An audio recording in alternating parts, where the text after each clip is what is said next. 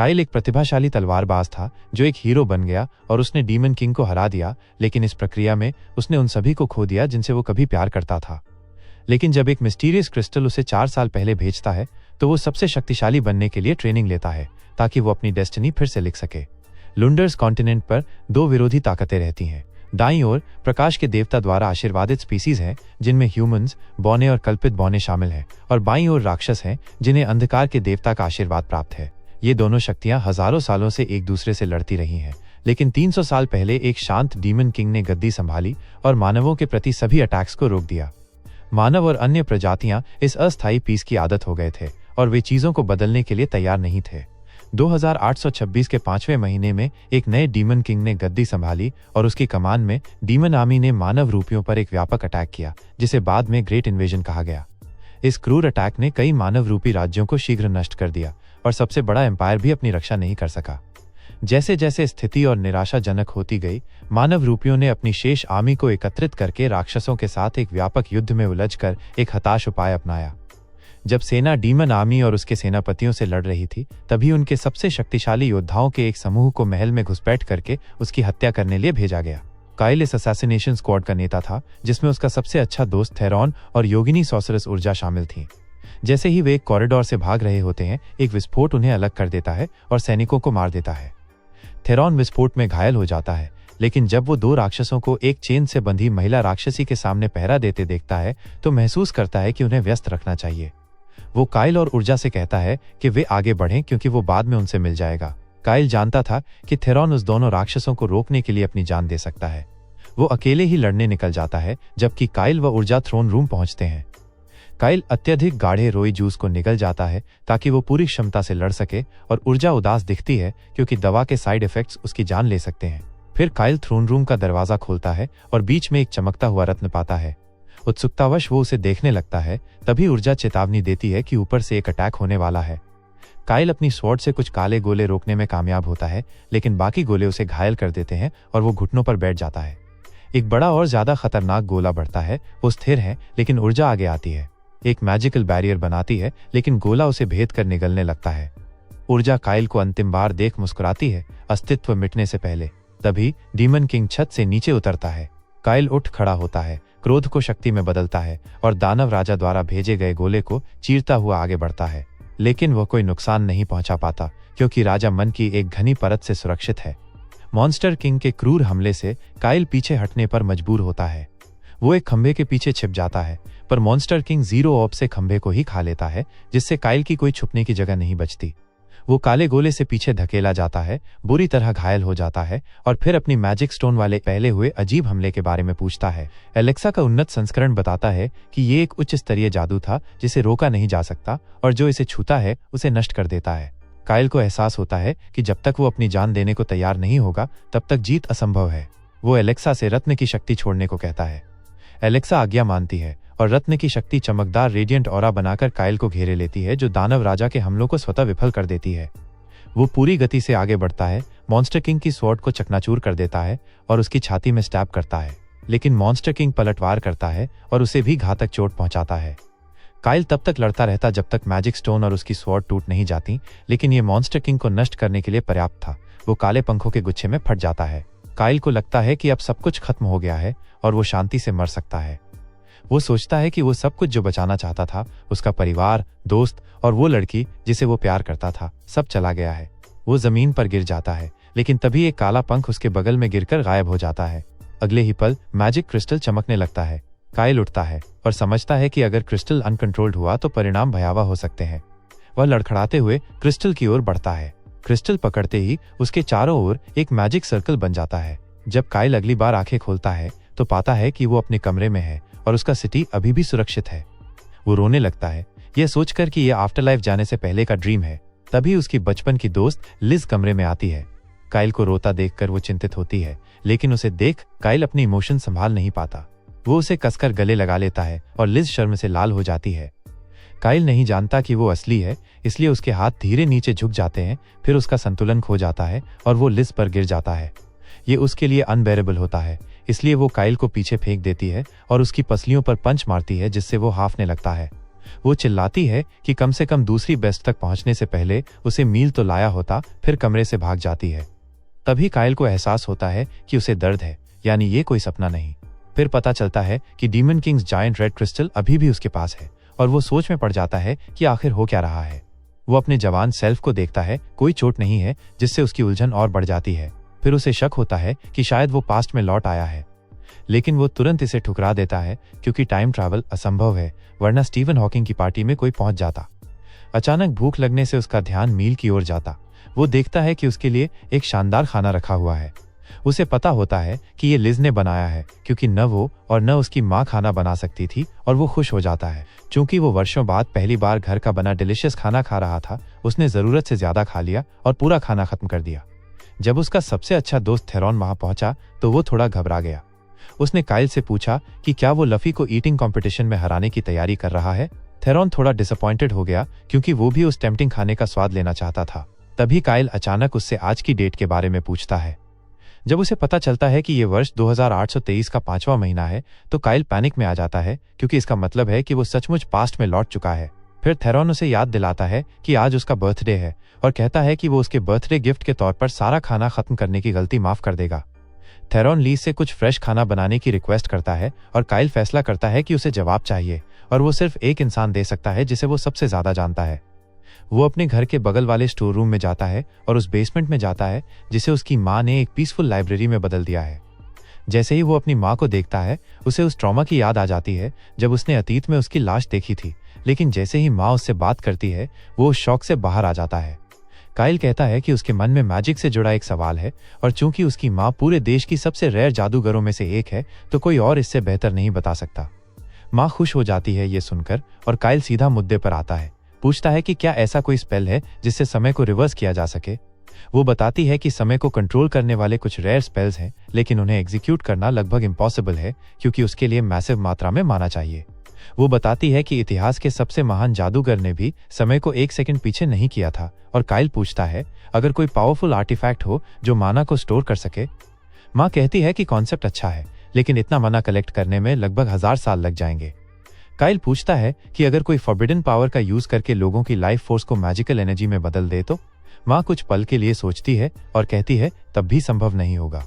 ऐसा करने के लिए पूरे कॉन्टिनेंट की आधी पॉपुलेशन को बलिदान करना पड़ेगा, और इतना माना स्टोर करने लायक कोई नॉन मैजिकल आर्टिफैक्ट आज तक बना ही नहीं। फिर वो एक एक्सेप्शन बताती है। माँ एक एंशिएंट किताब निकालती है और उस मिथिकल डिवाइन ड्रैगन के दिल के बारे में बताती है, जिसे जार्ल्स के पुराने साम्राज्य ने अपनी प्रॉस्पेरिटी के लिए इस्तेमाल किया था। लेकिन एक दिन उसकी पावर खत्म हो गई और किंगडम कोलैप्स हो गया, क्योंकि वे उसके बिना सर्वाइव नहीं कर पाए। माँ बताती है कि उस ड्रैगन हार्ट में इतना मैजिक था कि वो समय में पीछे जाने के लिए पर्याप्त होता, लेकिन वो आज से 1000 साल पहले खो गया था और शायद राक्षसों के हाथ लग चुका है। काइल ये कंफर्म नहीं कर पाता, लेकिन सोच में पड़ जाता है। बाद में काइल अपनी फेवरेट जगह पर जाकर शहर की सर्वेलेंस करता है और सोचता है कि आखिर डीमन किंग अतीत में वापस जाने के लिए क्यों माना इकट्ठा कर रहा था। तभी लीज वहां आती है और वो अभी भी सुबह की बात से अपसेट है। काइल घुटनों के बल गिरकर अपॉलॉजी मांगता है और कहता है कि उसने ऐसा इसलिए किया क्योंकि उसे सुबह एक डिस्टर्बिंग ड्रीम आया था। लीज को समझ आ जाता है कि वो सपना उसकी मौत का था और वो उसे माफ कर देती है। फिर वो काइल को बर्थडे विशेस देती है, लेकिन तभी काइल को उन डार्क मेमोरीज की याद आ जाती है जब राक्षस सेना ने सबसे पहले उसके होम टाउन पर हमला किया था, क्योंकि वे बॉर्डर एरिया में रहते थे। शहर को जला दिया गया था और लीज भी खो गई थी, लेकिन इस बार उसने सभी अपनों को प्रोटेक्ट करने का डिसीजन लिया है। वो डिक्लेयर करता है कि वो अपनी और दुनिया की फेट बदलेगा, चाहे इसके लिए कुछ भी करना पड़े। उसी रात वो आगे की सारी मेजर इवेंट्स को एक टाइमलाइन में नोट करता है, लेकिन उसे पता है कि ये सब कुछ नहीं है। वो डिसाइड करता है कि वो अपनी ट्रेनिंग फिर से शुरू करेगा और अपने करंट स्किल लेवल को असेस करने जंगल की तरफ जाएगा। सबसे पहले वो डीमन किंग की छवि बनाकर उसकी यादों से लड़ने की कोशिश करता है। डीमन किंग, उसका लास्ट बॉस, कल्पना में एक रियल एनिमी की तरह हमला करता है, और जब काइल उसे रोकने की कोशिश करता है तो उसे असली चोटें लगती हैं। वो हमले सह नहीं पाता, इसलिए अपने आप को मैजिक से एनहांस करता है। वो स्पीड और एजिलिटी बढ़ाने के लिए स्पेल्स का प्रयोग करता है और पाता है कि अब उसके स्पेल्स कहीं ज्यादा इफेक्टिव हो गए हैं। वो सोचने में समय नहीं लगाता और सीधा डीमन गॉड की तरफ डैश करता है। शुरू में वो पूरे स्टॉर्म ट्रूपर की तरह अटैक करता है और सारे वार मिस करता है, लेकिन फिर अचानक एक अनएक्सपेक्टेड हिट काइल के सिर पर पड़ता है।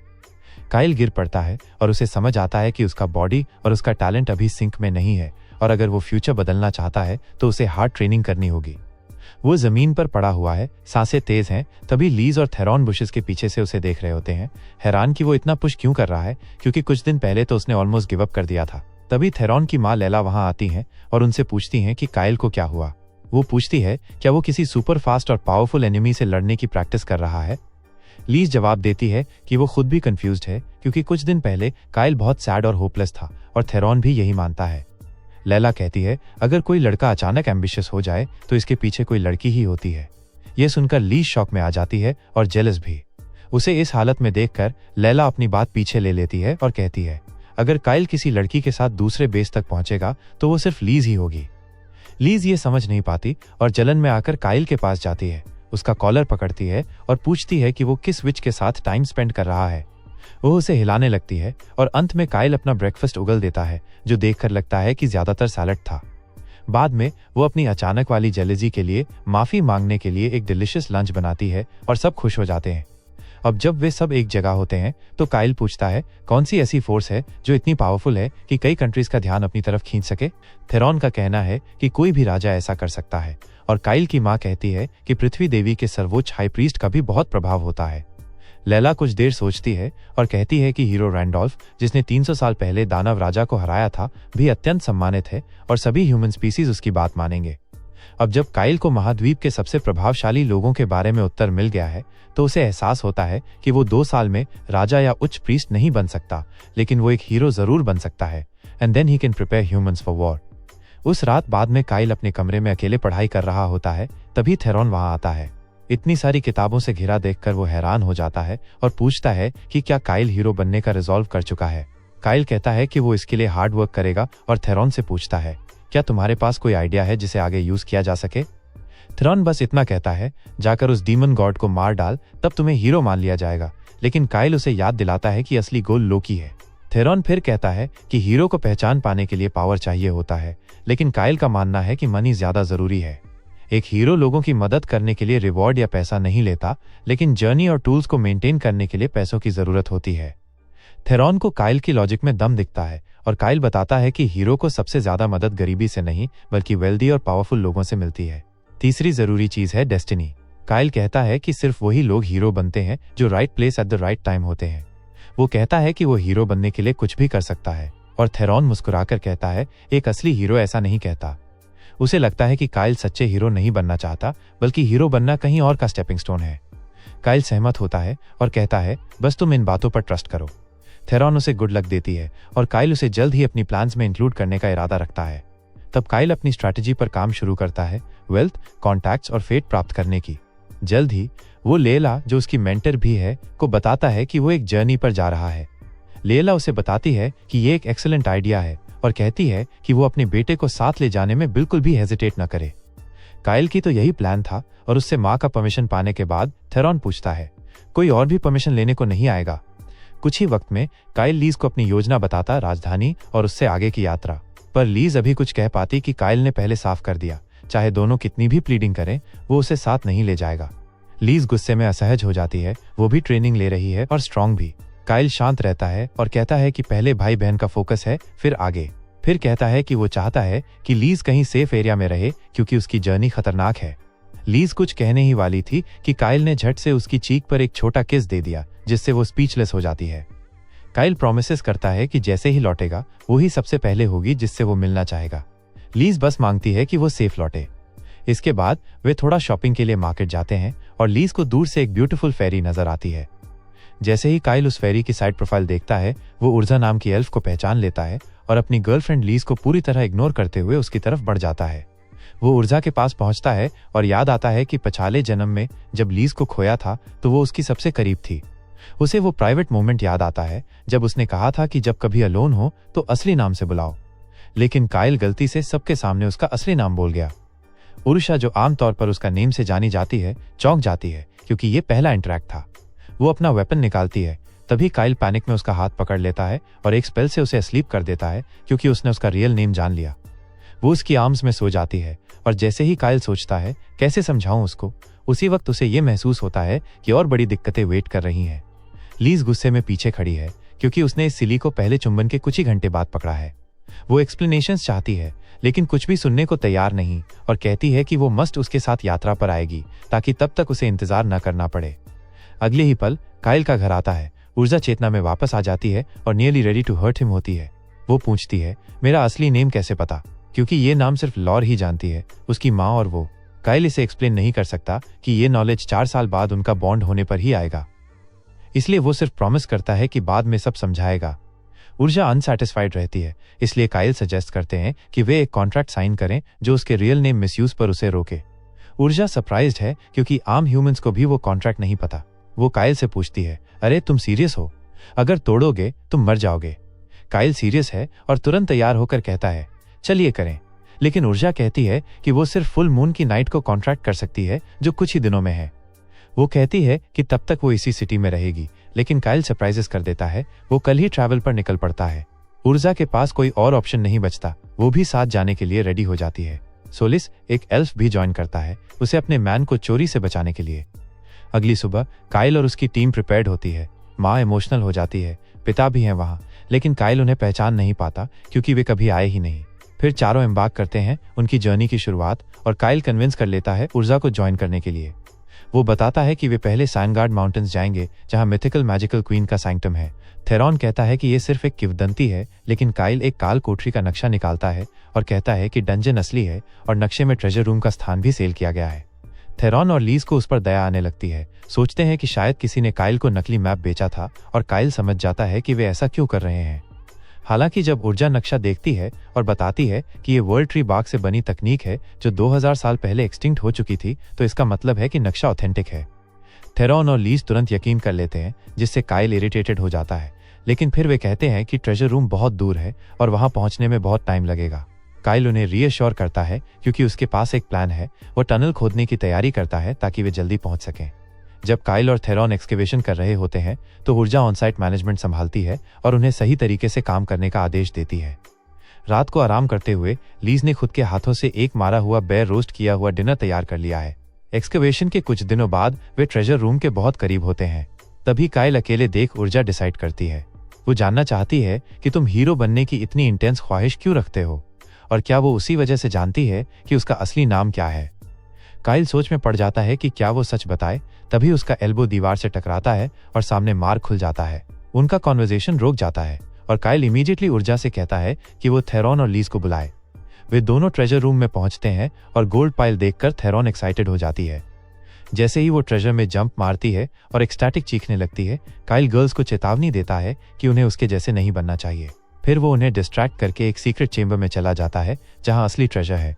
वो वही सोर्ड है जो उसने अपनी पास्ट लाइफ में इस्तेमाल की थी।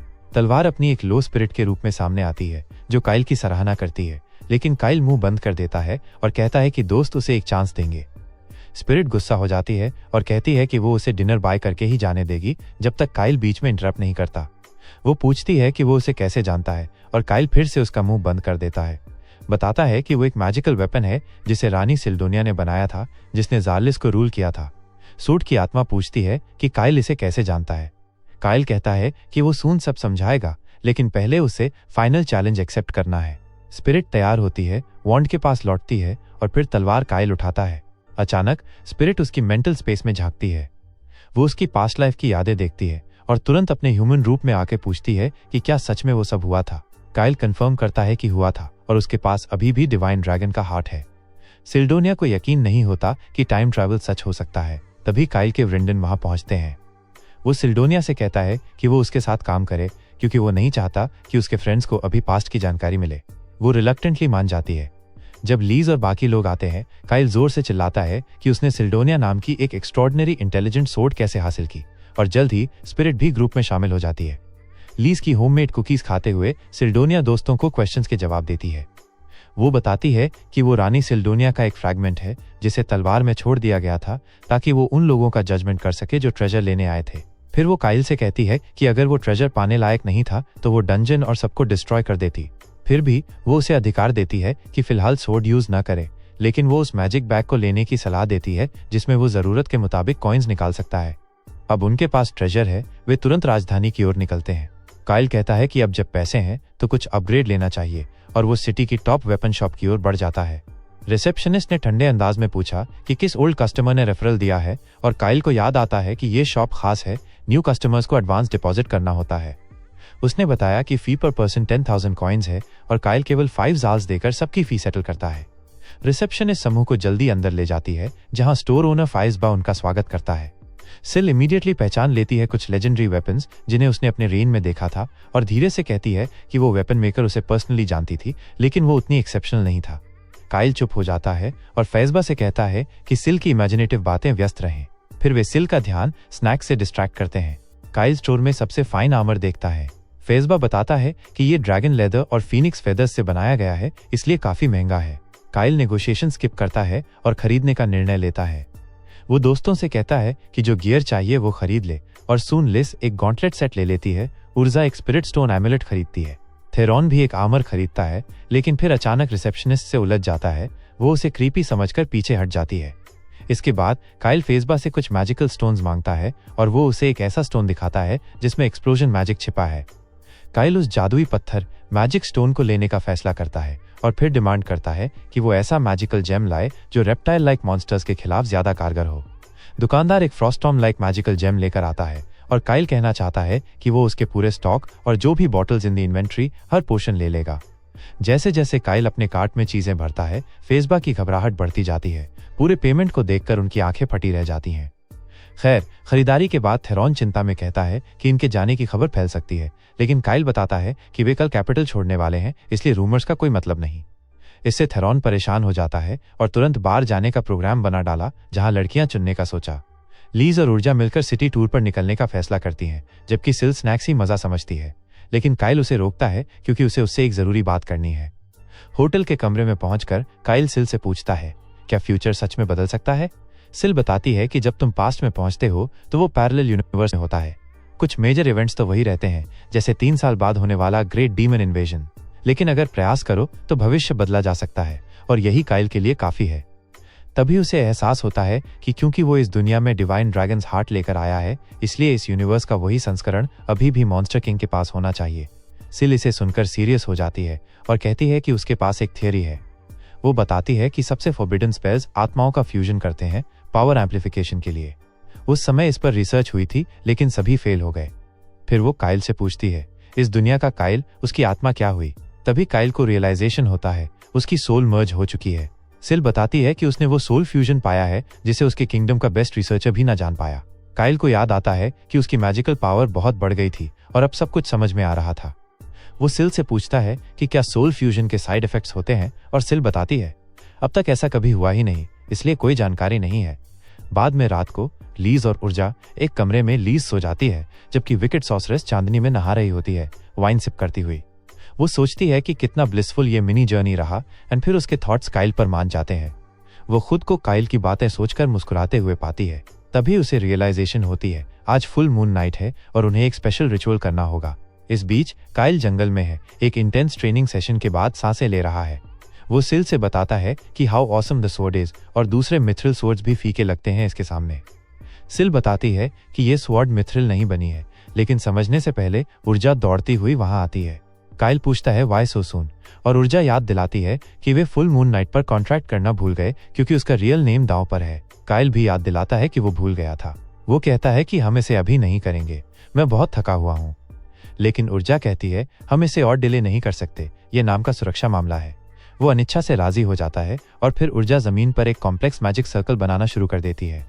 ये रिचुअल आमतौर पर तब होता है जब 2 एल्व्स मैरी और share their real names for a life time promise. जब उसने काइल का सजेशन सुना, उसका दिल धड़कने लगा और वो अभी भी यकीन नहीं कर पा रही थी कि वो उस पर्सन से मैरिज रिचुअल करने जा रही है जिससे वो 1 महीने पहले ही मिली थी। खैर, जादुई सर्कल तैयार होते ही वो काइल को जगाती है और सर्कल में आने को कहती है। फिर वो रिचुअल एक्टिवेट करती है और काइल को याद आता है कि उन्होंने ये कब किया था। ऊर्जा पूछती है, क्या तुम प्लेज करोगे कि मेरा रियल नेम किसी को नहीं बताओगे या मिसयूज नहीं करोगे? काइल सहमत होता है। ऊर्जा कहती है, तो कॉन्ट्रैक्ट पूरा हुआ। लेकिन काइल को पिछली बार की याद आती है और वो अचानक उसे किस कर देता है। ऊर्जा एक क्षण के लिए उस पल का आनंद लेती है, फिर समझकर डर कर उसे धक्के से बाहर निकाल देती है और कहती है, तुम्हारी हिम्मत कैसे हुई? काइल बताता है, मुझे लगा कि हम डील फाइनलाइज कर रहे थे। ऊर्जा कहती है, ये सिर्फ एक वेडिंग थिंग है। काइल झिझकता है और कहता है, चलो हम इसे एक स्मॉल एक्सीडेंट मान लेते हैं। ऊर्जा आग बबूला हो जाती है और उस पर फायर मैजिक अटैक कर देती है। अगले सुबह काइल और ऊर्जा दोनों अभी भी नींद में हैं और थेरॉन भी। We guessed because he tried all night to wake them but they pushed him away. Kyle उसे इग्नोर करता है, फिर ऊर्जा से पूछता है, क्या कॉन्ट्रैक्ट पूरा होने के बाद तुम मेरे साथ यात्रा करोगी? ऊर्जा जवाब देती है, मेरे पास भी दूसरा ऑप्शन नहीं है क्योंकि मैंने अभी तक ये नहीं बताया कि तुम्हें मेरा रियल नेम कैसे पता चला। काइल खुश होता है, लेकिन तभी लीज पूछती है, हम आर्चन सिटी क्यों जा रहे हैं? काइल घबरा जाता है। सिल को थोड़ी फ्यूचर ग्लिम्स है, उसने कहा था कि हमें आर्चन जाना चाहिए। आश्चर्य से वे सिटी पहुंचते हैं और कोइंसिडेंस से जार्गस एम्पायर की प्रिंसेस मिलेना वहां ऑफिशियल ड्यूटी पर आ चुकी होती है। लोग उसकी एक झलक पाने के लिए गैदर होते हैं और काइल और उसकी टीम भी भीड़ में शामिल होते हैं। जहां मिलेना अपनी ग्रेस से सबका अटेंशन जीत लेती है, वहीं काइल की नजर गार्ड जेंथोस पर जाती है, जो पिछले जन्म में उसका क्लोज फ्रेंड था। जेंथोस भी उसे घूरता है, लेकिन कोई एक्शन नहीं लेता। फिर सिल पूछती है, क्या यही प्रिंसेस थी? और काइल कंफर्म करता है, princess Milena is destined to die 2 days later. बाद में वे अपने कमरे में जाते हैं, जहां काइल सिल को बताता है कि मिलेना गांव को भयंकर हाइड्रा अटैक से प्रोटेक्टर बनने आई थी। बट 2 days लेटर, जब वो एक गांव की ओर जा रही थी, her group was attacked by Hydra leading to her death. जहां सब यही सोचेंगे कि ये दयालु प्रिंसेस का दुर्भाग्य था, वहीं काइल को लगता है कि ये माइलिना की मूर्खता का नतीजा है, क्योंकि उसे उस जगह नहीं जाना चाहिए जहां एक मॉन्स्टर लोगों पर अटैक कर रहा था। सिल कहती है कि ये एक मर्डर अटेम्प्ट भी हो सकता है और काइल को याद आता है कि ऐसी अफवाहें थीं कि माइलिना के सौतेले भाई प्रिंस करीनस इस साजिश के पीछे थे, लेकिन वे कभी प्रूव नहीं हुई। हालांकि उसे प्रिंस पर शक है क्योंकि वो अभी शहर में है, लेकिन किसी को अपना फेस रिवील नहीं करता क्योंकि वो एक हारे हुए इंसान की तरह खुद को कमरे में आइसोलेट किए हुए है। खैर, काइल को इन सभी रीजंस की परवाह नहीं है क्योंकि वो बस राजकुमारी को बचाना चाहता है और अपने करियर की शुरुआत से ही एक ट्रू हीरो की तरह पहचान बनाना चाहता है। काइल सोचता है कि अगर उसे हीरो के रूप में पहचाना जाना है तो उसे उसकी मदद के लिए दौड़ते हुए इसे बिल्कुल नेचुरल और जेन्युइन बनाना होगा। तभी थेरॉन कमरे में आता है और कहता है कि उसे राजकुमारी माइलिना के शेड्यूल के बारे में कुछ भी ट्रेस नहीं हो पाया है। काइल उससे पूछता है कि वो पहले इस बारे में क्यों सोच रहा था और वो तानाशाह, निराश और थोड़ा रोमांटिक जवाब देता है कि वो राजकुमारी को खतरे से बचाना चाहता है और उनके बीच रोमांस की चिंगारी भड़काना चाहता है। काइल खुद पर फ्रस्ट्रेटेड होता है क्योंकि उसके भी अपने मूर्ख दोस्त जैसा ही ख्याल था।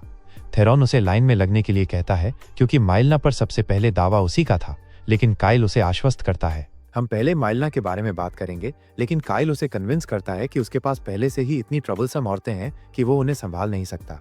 वो बताता है कि माइलिना असल में खतरे में है और एक बार फिर सिल की प्रेडिक्शन एबिलिटी को अपने सोर्स के रूप में इस्तेमाल करता है। थेरॉन उस पर पूरा भरोसा करता है और घोषणा करता है कि वो राजकुमारी का पीछा करता रहेगा। उसे औरतों का पीछा करने की अपनी स्किल्स पर पूरा कॉन्फिडेंस है और काइल को उम्मीद है कि ये बेवकूफ उसकी प्लान में कोई खलल नहीं डालेगा। अगले दिन जब माइलिना का काफिला शहर से निकलता है तो काइल और उसके दोस्त झाड़ियों से उसे क्यूरियोसिटी के साथ देखते हैं। लड़कियां सोचती हैं कि वे राजकुमारी के काफिले का पीछा बिना किसी की नजर में आए कैसे कर पाएंगी ताकि उसे उस खतरे से बचाया जा सके जिसमें वो फंसी हुई है, और सिल उन्हें बताती है कि उसने इस बारे में ऑलरेडी सोच लिया है। वह तुरंत पास में ट्रांसफॉर्म हो जाती है जिससे सभी हैरान रह जाते हैं। वो बताती है कि वो काइल की तलवार में लगा रत्न मात्र है और उसका बॉडी जादू से बनाया गया एक प्रोजेक्शन है, इसलिए वो आसानी से अपना रूप बदल सकती है। फिर वो माइलिना के काफिले के ऊपर उड़ती है और काइल और बाकी लोग तलवार पर लगे रत्न के माध्यम से माइलिना को जो कुछ भी दिख रहा है वो लाइव देख सकते हैं। वे सब इस बात पर डिस्कस करते हुए डिस्ट्रैक्ट हो जाते हैं कि इस एबिलिटी का इस्तेमाल हर विकृत आदमी की पसंदीदा एक्टिविटी के लिए कैसे किया जा सकता है। सिल उन्हें फुटेज पर फोकस करने के लिए कहती है क्योंकि काफिले में हालात डेंजरस होने लगे हैं। ड्राइवरों ने अचानक गार्डों पर अटैक करना शुरू कर दिया है और काइल को एहसास होता है कि उसे अब फाइट में उतरना होगा। जब तक वो काफिले तक पहुंचता है तब तक ड्राइवर सभी पहरेदारों को हरा चुके होते हैं और मॉन्स्टर्स को समन करने की रिचुअल शुरू कर देते हैं। जैसे ही वे काइल और उसके साथियों को देखते हैं वे लड़ने के लिए रेडी हो जाते हैं, लेकिन काइल अपनी स्पीड बढ़ाने के लिए एक स्किल का इस्तेमाल करता है और उन्हें कुछ भी करने से पहले ही बेहोश कर देता है। फिर वो गद्दारों को बांध देता है ताकि बाद में उनसे इंटेरोगेशन की जा सके। और इसी बीच थेरॉन माइलिना की चेकअप करता है और पाता है कि वो अलाइव है लेकिन अनकॉन्शियस है। काइल उसे राजकुमारी के साथ रहने और उसकी रक्षा करने के लिए कहता है। तभी अचानक एक लकड़बग्घा मॉन्स्टर उस पर अटैक कर देता है।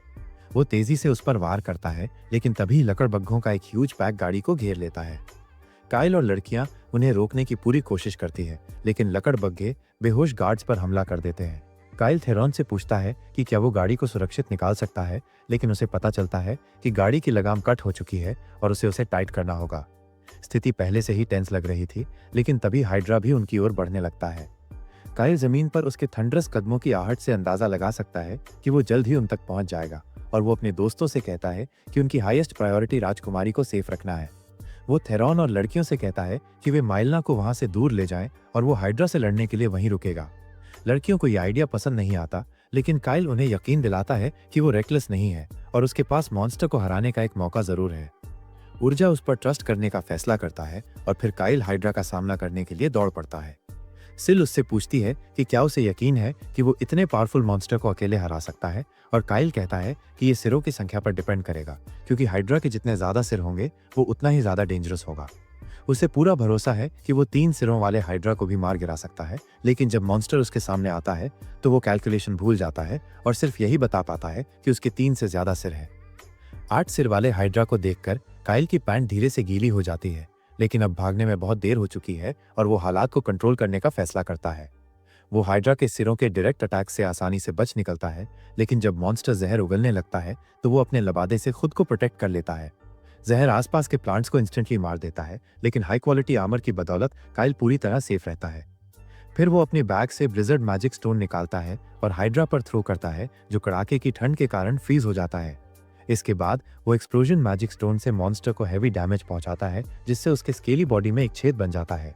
फिर काइल उस शैलो वुंड का फायदा उठाने के लिए आगे बढ़ता है और अपने लबादे से पॉइजनस ब्रेथ के एक और दौर को रोकता है। वो हाइड्रा का एक सिर तेजी से काट देता है, लेकिन ये उतना ही यूजफुल है जितना कि कल रात मैंने अपने एक्स को भेजे सारे माफी भरे मैसेजेस, क्योंकि सिर तुरंत फिर से ग्रो हो जाता है। वो अब भी उसी बेवकूफ़ी भरी स्ट्रैटेजी से लड़ता रहता है जिसमें वो हाइड्रा के सिर काट देता है, जो बिना किसी प्रॉब्लम के फिर से उगाते हैं, और फिर उसे एहसास होता है कि उसके पास ब्लिजर्ड स्टोन्स नहीं बचे हैं। उसके लगातार अटैक्स के बावजूद हाइड्रा जरा भी कमजोर नहीं दिखता और काइल अपनी फाइनल स्ट्रैटेजी अपनाने का फैसला करता है। वो अपने हाथ में एक एक्सप्लोजन स्टोन हाइड किए हुए अपनी सुपर स्पीड से हाइड्रा की ओर दौड़ता है। हाइड्रा उस पर रिएक्शन करने के लिए काफी तेज नहीं है और काइल आसानी से उसकी चेस्ट पियर्स कर देता है। वो वुंड के छेद को और वाइड करता है और फिर हाइड्रा की बॉडी में एक्टिव एक्सप्लोजन स्टोन्स का एक बंच ठूंस देता है, इससे पहले कि वो मारा जाए। वो किसी तरह हैवी डैमेज सहने के बावजूद खड़ा हो जाता है और हाइड्रा उसकी ओर अग्रेसिवली बढ़ने लगता है, लेकिन तभी एक्सप्लोजन स्टोन्स एक साथ ब्लास्ट हो जाते हैं और किसी ड्रामेटिक टीवी शो की तरह हाइड्रा को 3 अलग अलग एंगल से उड़ा देते हैं। पावरफुल ब्लास्ट के बाद हाइड्रा का बॉडी चारों ओर बिखर जाता है और सिल काइल से कहती है कि उसे अपने कुछ मैजिक स्टोन्स बचाने के लिए ये पहले ही कर लेना चाहिए था। काइल जवाब देता है कि ये लास्ट रिजॉर्ट था और वो हर बार फाइट में इस रिस्की तरीके का इस्तेमाल नहीं कर सकता, लेकिन उसे खुशी है कि वो इतने पावरफुल मॉन्स्टर को हरा पाया। दूसरी ओर उर्सा और बाकी लोगों ने भी मॉन्स्टर्स को हरा दिया है और वे तुरंत काइल का सपोर्ट करने का फैसला करते हैं। हालांकि वो तुरंत वहां लौट आता है और उन्हें बताता है कि हाइड्रा एक टफ ओपोनेंट था, लेकिन वो उसे हराने के लिए पर्याप्त स्ट्रांग नहीं था।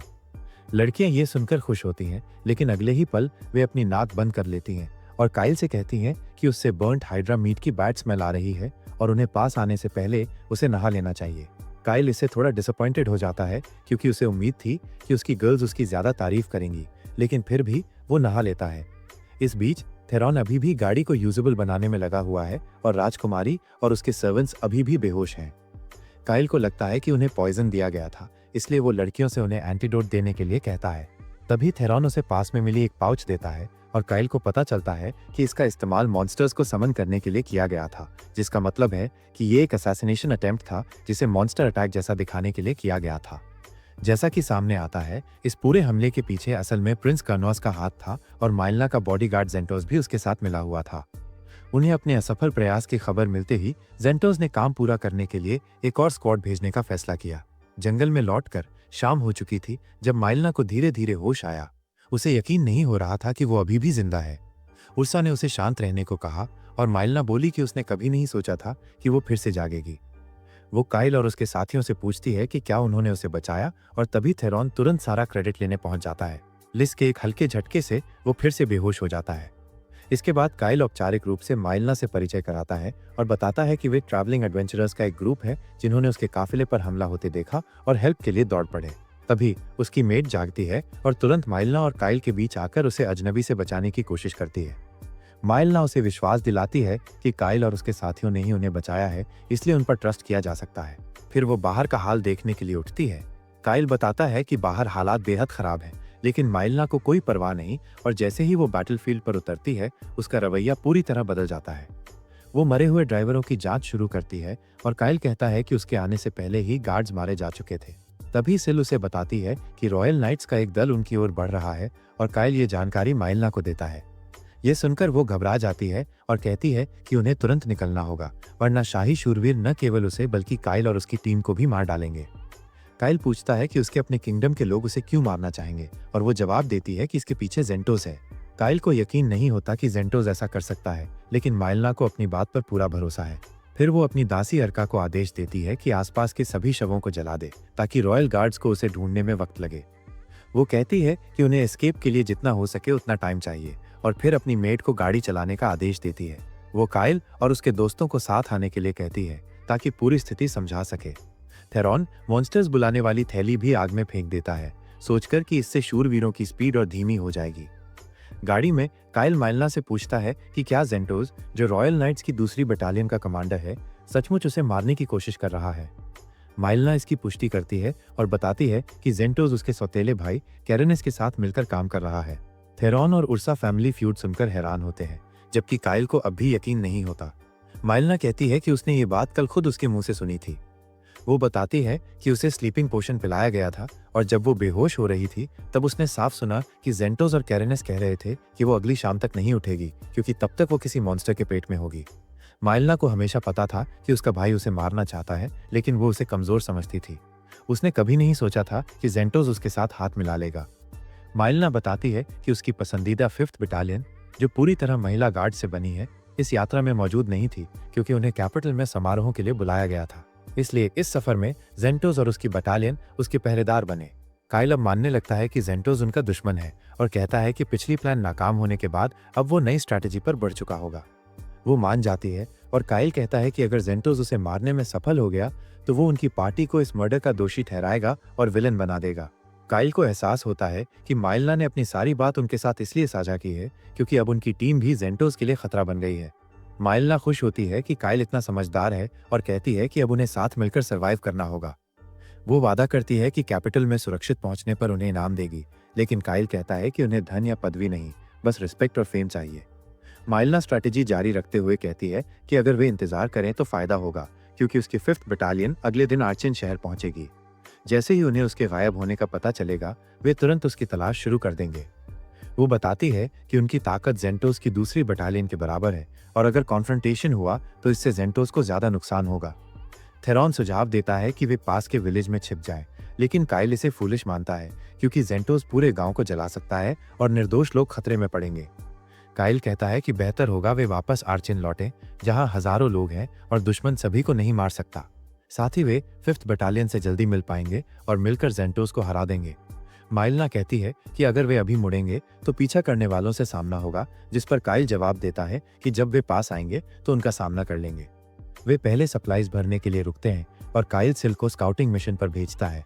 सिल पता लगाती है कि जेंटोस शूरवीरों के साथ नहीं है, जिससे काइल को लगता है कि चीजें आसान हो जाएंगी। माइलना उसकी इंटेलिजेंट स्वॉर्ड की एबिलिटीज और उनके पास मौजूद मैजिकल स्टोन्स देखकर हैरान होती है। तभी लिस उसे हाई क्वालिटी हीलिंग पोशन से भरा बॉक्स देती है और कहती है कि अगर वो घायल हो तो इसे पी ले। माइलना और चकित होती है और पूछती है कि आखिर वे हैं कौन। काइल जवाब देता है वे एम्बिशियस हीरोज हैं। दूसरी ओर कैरेनिस फ्यूरियस है क्योंकि जेंटोस अपना मिशन पूरा करने में असफल रहा है। हालांकि जेंटोस शांत लहजे में उसे आश्वस्त करता है कि उसने अपने मेन को वो काम पूरा करने भेजा है जो मॉन्स्टर्स नहीं कर पाए। कैरेनिस कहता है कि उसे खुद वहां जाकर प्रिंसेस को खत्म कर देना चाहिए, लेकिन जेंटोस याद दिलाता है कि जैसे ही 5th बटालियन शहर पहुंचेगी और माइलना को गायब पाएगी, वे सीधे उससे क्वेश्चनिंग करेंगे और वो इसे संभाल नहीं पाएगा। ये सुनकर कैरेनिस पीछे हट जाता है और जेंटोस विश्वास दिलाता है कि इस बार उसका मिशन नाकाम नहीं होगा। जंगल में रॉयल नाइट्स को माइलना की कैरेज अपनी तरफ आती दिखती है। सब कैप्टन अपने मेन को हॉर्सेस पर तीर चलाने का आदेश देता है ताकि वे रुक जाए। वे निशाना साधते ही हैं कि अचानक उनके सामने आसमान से कुछ मैजिकल स्टोन्स बरसने लगते हैं। जब तक वे समझ पाते, धमाके शुरू हो जाते और सिल ऊपर से पत्थर गिराती रहती है। सब कैप्टन सभी को रिट्रीट करने का आदेश देता है, लेकिन तभी काइल कैरेज को उसकी ओर मोड़ देता है। वो एक तरफ कूदकर बचता है और अपने सोल्जर्स को हमला करने का आदेश देता है। गाड़ी पर ऊर्जा और थेरॉन काइल को रास्ता साफ कराने में मदद करते हैं। वे आसानी से नाइट से निकल जाते हैं और सेफ जोन में पहुंचकर कुछ हीलिंग पोशंस पीते हैं और शुक्र मनाते हैं कि वे काफी रिच हैं। अचानक कैरेज झटके से रुकती है। बाहर निकलने पर उन्हें एहसास होता है कि दुश्मन की टेरिटरी में ट्रैवल उतना सेफ नहीं था जितना उन्होंने सोचा था। गाड़ी का एक व्हील टूट चुका था। रिपेयर का कोई तरीका न होने पर वे पैदल आगे बढ़ने का फैसला करते हैं और लिस प्रिंसेस और उसके अटेंडेंट्स को आगे ले जाती है। इस बीच काइल ऊर्जा से कहता है कि किसी को पीछे रहकर नाइट्स को रोकना होगा, वरना वे सिटी गेट्स पर गिर जाएंगे। ऊर्जा उसे वार्निंग देती है कि ये रिस्की है, लेकिन काइल कहता है कि पिछले हमलों के बाद सिर्फ 30 नाइट्स बचे हैं और वे संभाल सकते हैं। वो उस पर नाराज होती है कि वो फिर अपनी जान रिस्क में डाल रहा है, लेकिन काइल कहता है कि इस बार वो ऐसा नहीं करेगा। वो थेरॉन को रॉयल नाइट्स को रोकने का काम सौंपता है और वो बिना ज्यादा सोचे मान जाता है। जल्द ही काइल ऊर्जा से कहता है कि वो विंड मैजिक इस्तेमाल करे ताकि वे फास्ट मूव कर सके। वे दौड़ने लगते हैं और तब थेरॉन को समझ आता है कि वे उसे पीछे छोड़ रहे हैं। वो पूछता है कि वे कहाँ जा रहे हैं और काइल कहता है कि वो बस अपना बेस्ट दे। जब उसे एहसास होता है कि वो सच में अकेला रह गया है, वो घबरा जाता है और थोड़ी देर में नाइट्स पहुंच जाते हैं। लड़ने के बजाय थेरॉन व्हाइट फ्लैग लहराकर सरेंडर कर देता है। वो अपनी जान की भीख मांगता है, कहता है कि गलती उसकी नहीं, सब काइल का प्लान था। वो उन्हें अपने कॉइन्स देने की पेशकश करता है और यहाँ तक कि उस सेलर का लोकेशन भी बताता है जहाँ उन्हें वो मिला था, लेकिन सब कैप्टन कोई इंटरेस्ट नहीं दिखाता। जल्द ही सोल्जर्स को पता चलता है कि कैरेज खाली है और वे प्रिंसेस का पीछा जारी रखने का फैसला करते हैं। थेरॉन के बारे में सब कैप्टन अपने मैन को उसे खत्म करने का आदेश देता है। ये सुनते ही थेरॉन अचानक उससे चिपक कर कहता है कि वो कुछ भी करने को तैयार है, यहाँ तक कि सभी नाइट्स को 2000 ग्लू ग्लूक देने के लिए भी। लेकिन सब कैप्टन गुस्से में खुद उसे खत्म करने का इरादा करता है।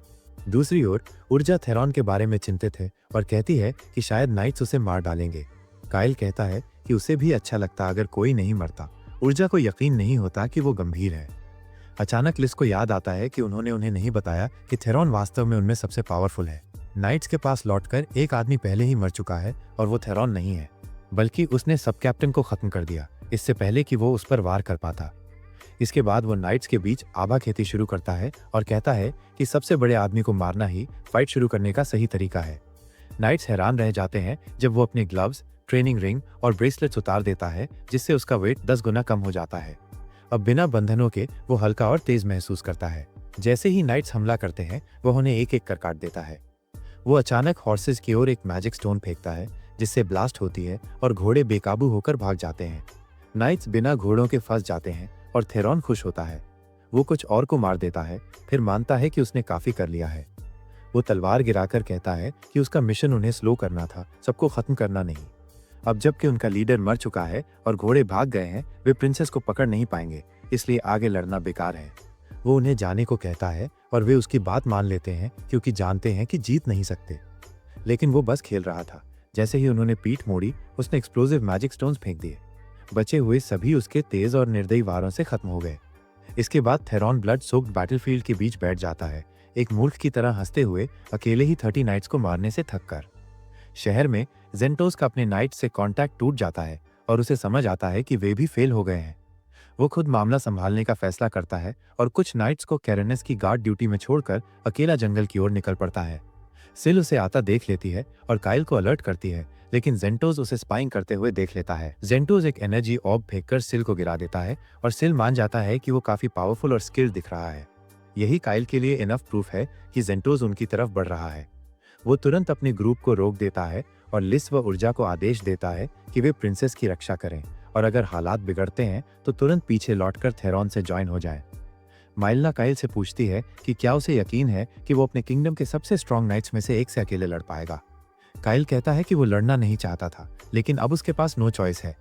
माइलना उसकी आंखों में देखती है और पूछती है कि वो ऐसे क्यों बोल रहा है, जैसे वो जेंटोस को पर्सनल तौर पर जानता हो। फिर सवाल करती है कि क्या ये सच में कोइंसिडेंस था कि वो उसे डेंजर में देखकर वहां पहुंच गया, लेकिन वो तय करती है कि ये सही वक्त नहीं है इस तरह के सवाल पूछने का। वो काइल को उसकी तरफ से लड़ने के लिए थैंक्स कहती है और काइल वादा करता है कि वो जीत कर लौटेगा। भोर होते ही जेंटोस उस स्पॉट पर पहुंचता है जहां काइल उसका इंतजार कर रहा होता है। वो घोड़े से उतरता है और पूछता है कि क्या वही प्रिंसेस की मदद कर रहा है। काइल कन्फर्मेशन देता है और पूछता है कि बाकी नाइट्स के होते हुए भी वो अकेला क्यों है। जेंटोस कहता है कि वो नहीं चाहता कि उसके सोल्जर्स किसी ऐसी चीज में जान गंवाएं जो उनका काम नहीं है, जबकि उसे खत्म करने के लिए वो अकेला ही काफी है। काइल उसे किल होने से बचाने के लिए सरेंडर का ऑप्शन देता है और कहता है कि वो प्रिंसेस से माफी भी मांगेगा। जेंटोस इसे रिडिकुलस मानता है। काइल फिर पूछता है कि उसने प्रिंसेस को मारने की कोशिश क्यों की, क्योंकि न पैसा और न ही स्टेटस उसे धोखा देने के लिए राजी कर पाए। जेंटोस कोई जवाब नहीं देता और कॉन्फिडेंट खड़ा रहता है, यकीन से भरा कि वो जीतकर प्रिंसेस तक पहुंच जाएगा। काइल भी उसी रिजॉल्व के साथ खड़ा होता है और दोनों स्पीड और स्ट्रेंथ बढ़ाने के लिए मंत्र पढ़ते हैं। वे एक दूसरे की तरफ दौड़ते हैं। काइल पहले अटैक से बच निकलता है, लेकिन ये एक इल्यूजन था। असल जेंटोस उसके पीछे था। काइल को पहले से पता था और वो अगले अटैक को डॉज करके उस पर वार करता है, जिससे उसकी मैजिक शील्ड का एक हिस्सा टूट जाता है। जेंटोस चौंक जाता है क्योंकि पहली बार किसी ने उसके इनिशियल स्ट्राइक से बचकर उसे चोट पहुंचाई थी। उसे नहीं पता कि काइल उसकी फाइटिंग स्टाइल अपने पिछले जन्म से जानता है। लेकिन जल्द ही काइल समझ जाता है कि अपनी करंट फिजिकल स्ट्रेंथ के साथ वो जेंटोस का सामना नहीं कर सकता। वो पीछे हटता है और जेंटोस एनर्जी ब्लास्ट दाग कर उसका बैलेंस बिगाड़ देता है। वो किल करने के लिए आगे बढ़ता है, लेकिन काइल उसकी तलवार पर पैर रखकर मोमेंटम का इस्तेमाल करते हुए दूर हट जाता है। जेंटोस गुस्सा होता है, लेकिन काइल कहता है कि ये ट्रिक उसने अपने मास्टर से सीखी है और उस पर एक एक्सप्लोसिव मैजिक स्टोन फेंकता है। जेंटोस रिफ्लेक्स से उसे पकड़कर वापस फेंक देता है, जिससे काइल को चोट लगती है। वो काइल पर तेजी से हमला करता है, लेकिन क्लैश में उसकी तलवार चटकने लगती है। अब जेंटोस को पता चलता है कि काइल का वेपन उससे सुपीरियर है। काइल फिर से सरेंडर की सलाह देता है, लेकिन जेंटोस कहता है कि उसके लिए सबसे अच्छा तरीका यही है कि वो उसे मार दे। अब वो समय बर्बाद नहीं करना चाहता और अगले वार में काइल को खत्म करने का इरादा करता है। दोनों अपनी स्टांस में आ जाते हैं। जेंटोस एक डरावनी ऑरा छोड़ता है और काइल भी रेडी हो जाता है। जेंटोस उसका नाम पूछता है और काइल इंट्रोड्यूस होकर कहता है कि वो इसे याद रखे। वे दोनों वार करते हैं। जेंटोस उसका अटैक रोककर उसे डिसआर्म कर देता है और पूरी ताकत से वार करता है, लेकिन उसकी तलवार काइल के प्लॉट आर्मर या कहें डिवाइन ड्रैगन्स हार्ट से टकराकर टूट जाती है। अब नुकसान में जेंटोस घुटनों पर गिर जाता है, छाती से खून बह रहा होता है। वो पूछता है कि क्या काइल ने जानबूझकर उसे इस स्थिति में फंसाया, लेकिन काइल इनकार करता है।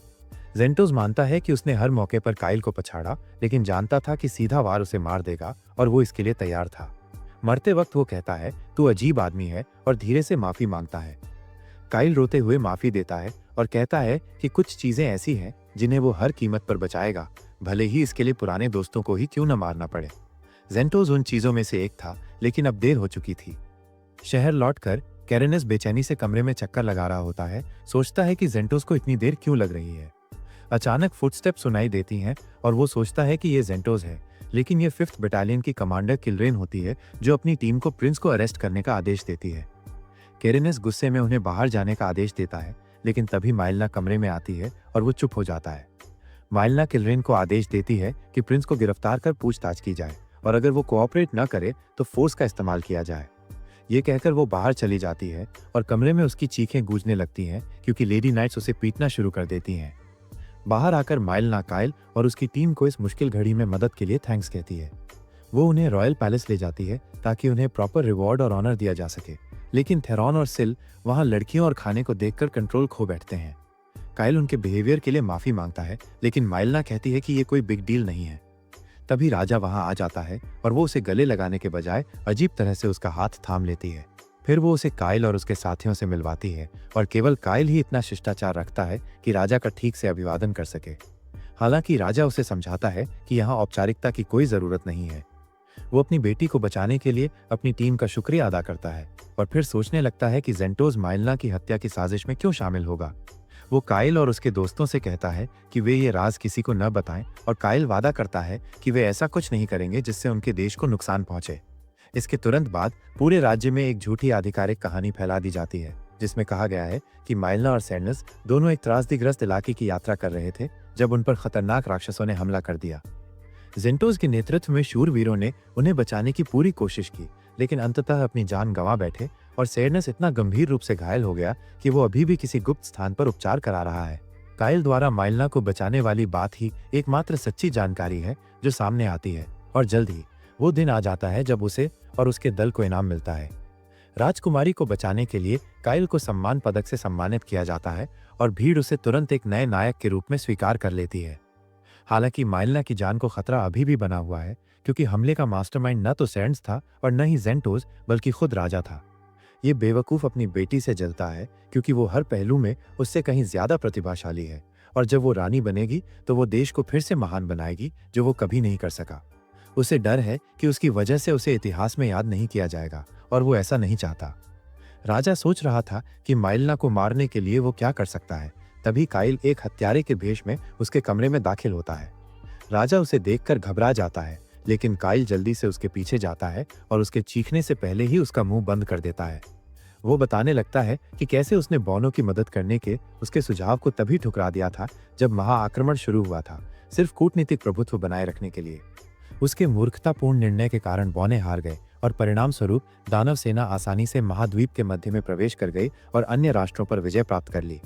काइल कहता है कि वो अपनी मूर्खता को उसके विरुद्ध नहीं रख सकता, लेकिन इससे पहले जब जेंटोस ने अपनी अंतिम सांस में राजा से माफी मांगी तो उसे सब कुछ समझ में आ गया।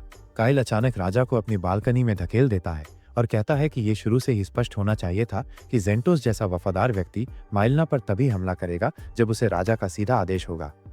राजा इस समय पसीने से तरबतर है, लेकिन फिर भी वो काइल पर चिल्लाता है और पूछता है कि उसे इससे क्या फर्क पड़ता है। काइल उसे दीवार की ओर धकेलने लगता है और कहता है कि माइलना भी एक चालाक साजिशकर्ता हो सकती है, लेकिन कम से कम वो शाही परिवार के बाकी सदस्यों से ज्यादा चालाक तो है। राजा भागने की कोशिश करता है और काइल का भेष उतारने में कामयाब हो जाता है, लेकिन तब तक बहुत देर हो चुकी होती है क्योंकि वो उसी भेष में मौत के मुंह में धकेल दिया जाता है। उसकी लाश देखकर पहरेदार घबरा जाते हैं और सोचते हैं कि वो ज्यादा नशे में होने की वजह से बालकनी से फिसल गया।